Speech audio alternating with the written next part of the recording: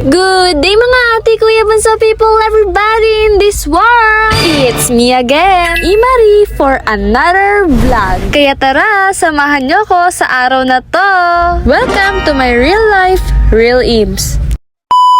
Hello peoples! Welcome back to my another school vlog! This is another late upload dahil sunod po ito ng February 23. Anyways, nandito na po ulit ako sa room sa oras ng 5:30 AM. Ngayong madaling araw nga po ay umuulan at parang ito na ang last na paramdam na ulan dito sa amin. Dahil lalata naman sa susunod na buwan, ito ay magiging tag-init na. So, bali dito po ulit ako kumakain ng umagahan sa room. At after nyan, for the tinderang vlogger na ulit siya. Kasi as always naman po, dito ako nag-uumpisa magbenta sa second floor. At kadalasan ko pong binabanggit ang room na to, which is ang room 201 para makapag-umpisa sa kanila. Sunod po niyan syempre ang room 202, then pangatlo po ay nasa koridor na ako ng room 203. Siguro po dahil wala pa ata ang classmate nila na merong susi sa room. Ayan nga po, kahit pa paano ay bumibili sila kahit wala pa sila sa loob ng room. Ang room 204, which is ang Katlaya, ay isa pa lang ang estudyante na bumili sa akin dahil kakaunti pa lang po sila. Pati nga rin po rito sa room 205, si ate lang din po ang bumili. Yan, bali para hindi po kayo mainip sa vlog natin ngayon ay hindi ko muna ulit kayo dadaldali. Dahil puro lang naman ako describe sa bawat room ng napagbentahan ko. So, be right back mga peoples! Dahil meron pa po akong unexpected na plano right after ng ganap sa school.